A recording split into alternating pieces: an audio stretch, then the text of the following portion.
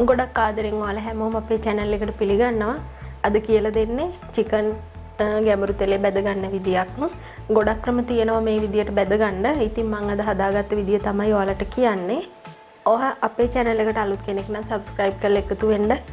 රසවත් අදහසත් අපිට පහලින් comment කරන්න. එහෙනම් අපි බලමු වීඩියෝ එකට ගිහිල්ලා කොහොමද මේ විදියට බැදගන්නේ කියලා.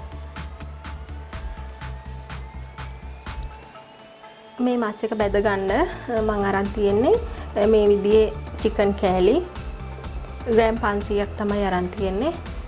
ඊට පස්සේ ලුණු කුඩු, මිරිස් කුඩු, විනාගිරි, කහ කුඩු, ගම් මිරිස් කුඩු ඕන වෙනවා. මුලින්ම අපි ලුණු කුඩු එකතු කරගමු.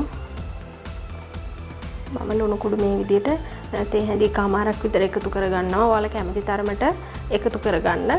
ඊට පස්සේ මිරිස් කුඩු ටිකක් රතු පාටට හිටින්න තමයි මේක බැදගන්නේ. ඒ නිසා මිරිස් කුඩු ටිකක් වැඩිපුර එකතු කරගෙන ගම් මිරිස් අඩුවෙන් තමයි එකතු කරන්නේ. මම මේ විදිහට මිරිස් කුඩු හැඳි 3ක් එකතු කරනවා. ඊට පස්සේ කහ කුඩු වමනයි නම් එකතු කරන්න නෑ කියලා ගැටලුවක් නැහැ. මම මේ විදිහට මේ තේ හැඳෙන් භාගයකට කිට්ටුව එකතු කරනවා. ඊගාවට ගම් මිරිස් කුඩු මේ විදිහට තේ හැඳෙන් එකක් එකතු කරනවා. ඊට පස්සේ විනාගිරි කොච්චරද ප්‍රමාණය කියලා මැන්නේ නැහැ. මම මේ වගේ මේ පොඩි භාජනෙන් එකක් එකතු කරගත්තා. ඊට පස්සේ මේ ටික හොඳට කලවම් කරගන්න ඕනේ.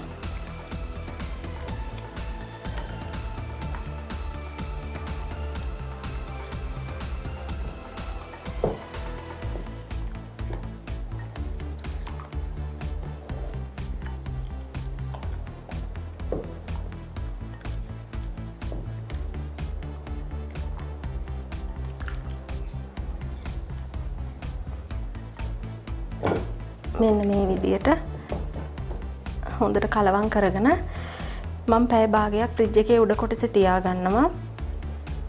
එහෙම නැතුව ෆ්‍රිජ් එකේ නොතියා එළිය පැයක් විතර තිබ්බත් කමක් නැහැ. ශීතකරණයේ උඩ කොටසේ පැය භාගයක් තියාගෙන ඊට පස්සේ බලමු අපි කොහොමද බැදගන්නේ කියලා. මේ පැය භාගයකට පස්සේ ෆ්‍රිජ් එකේ උඩ කොටසේ තිබිලා අරන් ආව chicken ටික දැන් මම තෙල් භාජනයක් රත් වෙන්න ලිපේ තියලා තියෙන්නේ. අපි ඒකට දාලා බැදගමු. දැන් තෙල් එක හොඳට රත් වෙලා තියෙන්නේ. මම මේ විදියට chicken කෑලි තෙල් එකට එකතු කරගන්නවා. ගින්දර හොඳට මඩු කරගෙන තමයි තියෙන්නේ.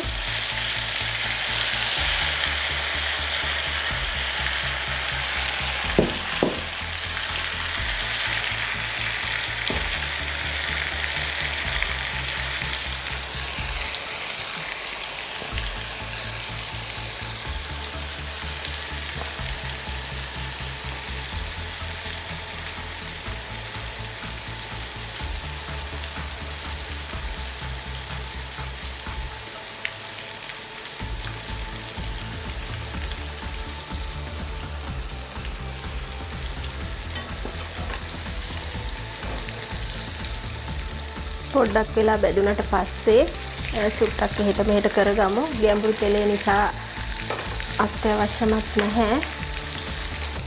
ගින්දර මීඩියම් හීට් එකේ තියාගන්න නැත්නම් කර වෙලා යාවි.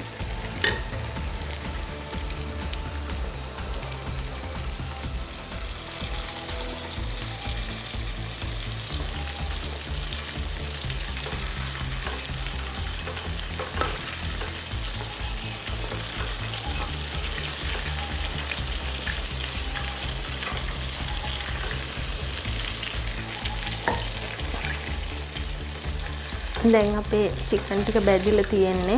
හැන්දටත් දැනෙනවා අතට තද ගතිය. මේ විදිහට පාටක් වෙනස් වෙලා තියෙන්නේ.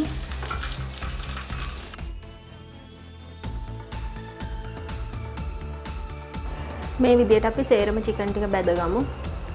මේ විදිහට මම සේරම මස් ටික බැදගෙන තියෙන්නේ. ඉතින් අපිට ඕන වෙලාවකට මේ විදිහට මස් එකක් බැදගෙන රස බලන්න පුළුවන්. එහෙනම් මේ වගේම තවත් අලුත් වීඩියෝ එකකින් ආයෙ හමු වෙමු.